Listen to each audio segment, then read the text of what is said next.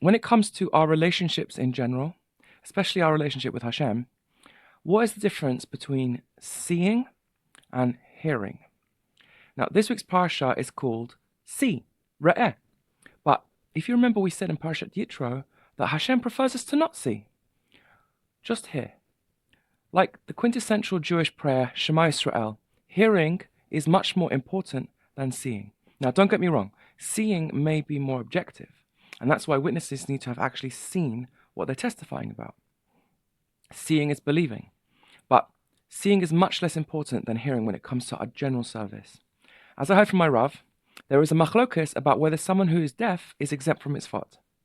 Now, there's no such machlokas about somebody being born blind, so hearing obviously is important. Hearing is understanding, and without understanding, we can make mistakes even in what we see. Without understanding, discipline might be mistaken for cruelty. If we had seen Hashem's glory at Har Sinai, we would have been very impressed.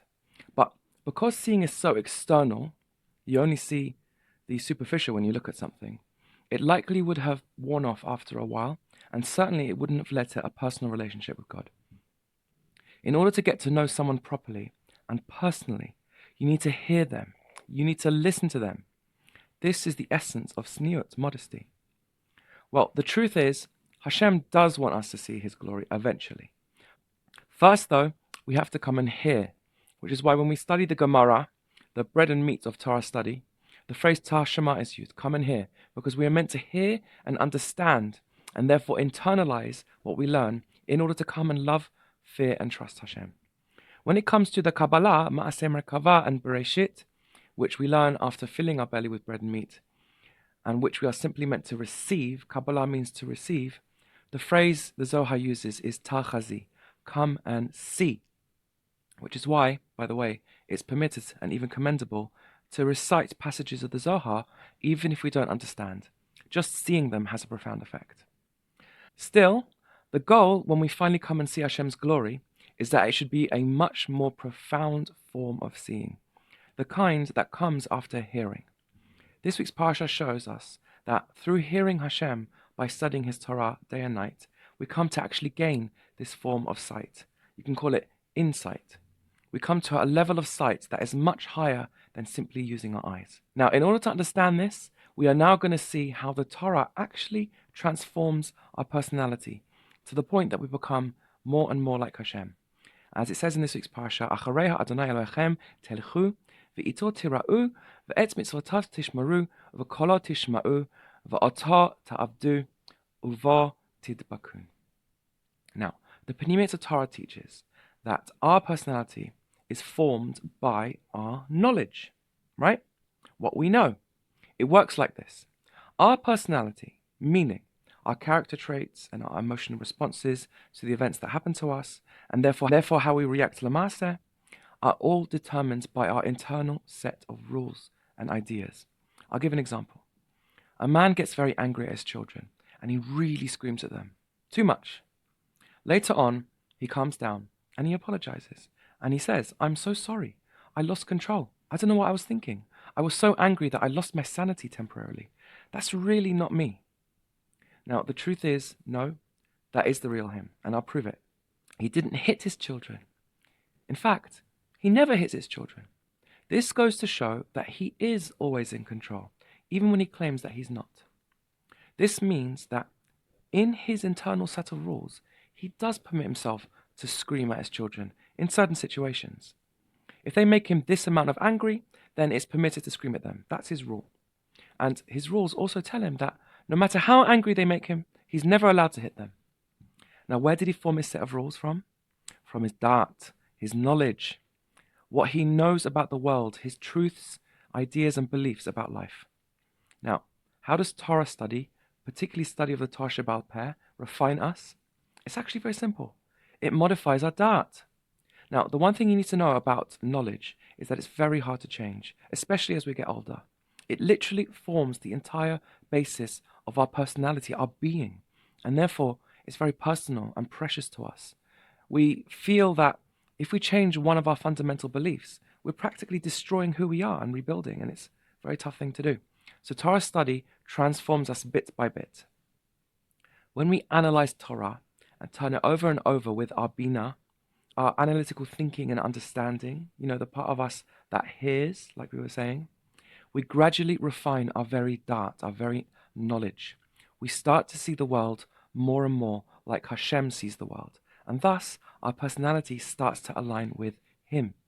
So yes, we are meant to hear, and hearing leads to understanding, bina, and understanding changes our personality.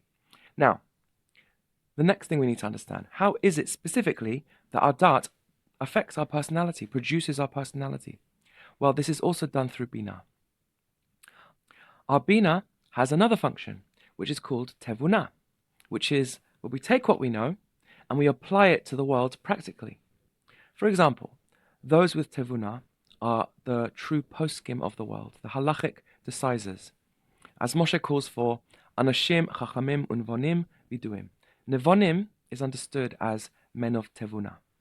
Now, we all have tevuna, and it is through our tevuna that we decide subconsciously how to emotionally respond to any situation, and that forms the basis of our character. Tevuna is therefore the bridge between what we know, our dart, and our emotions, our heart, and character. Specifically, it is called the Nun Share Bina, the 50 gates of Bina, gates where the dart passes through into our heart. This is because, as it says in the Penimita Torah, we actually have 49 sets of emotions, which parallel, by the way, the 49 days of Sfirat HaOmer. 49 comes from 7 times 7, because there are 7 midot, and each midah can combine with another midah to produce an emotion or some kind of character trait. And of course, it goes further than that, but we say there's 49 gates of Bina for this reason. Thus, we can say that as we learn Torah, we refine each of our gates. We change the very way we think about life. And what does that lead to? To us feeling and responding more and more like Hashem in every aspect of our personality, all 49 emotions. As the Gemara says, what is the meaning of this phrase, after Hashem your God you should walk? Mahu malbish armim, af atah halbesh armim. Mahu bikecholim, af hu bakecholim. Now we can see why the Torah Sheba'al Peh is referred to as the 50 gates of Bina, as we said in last week's Shvili Pinchas quote. And as the Shvili Pinchas also says on Parshat Vayechi, when we left Mitzrayim, we were on the 49th gate of Tumah, meaning our personalities were as bad as can be. Our emotional responses to the world and all our character traits were tameh, all wrong. But the goal is to study Torah so that we can reach the 49th gate of purity, of tahara. And when that happens, we can then reach the 50th gate as a special gift from Hashem. We can go super rational. We can come to actually see Hashem's glory, something that can only be achieved through Torah. King Shlomo actually thought he'd reached that exalted level, so he wanted to issue judgments of the heart, as we said in our Purim shir, meaning he felt that his dart was so refined that he didn't need to understand anymore. He could just see, and whatever judgment he felt in his heart would be true. Now, he was told, no, this is not correct. We cannot reach the 50th gate until the Mashiach comes. Many tried, but were refused, because if we were to see Hashem's glory now, our souls would leave our bodies and cleave to Him, and that's not right.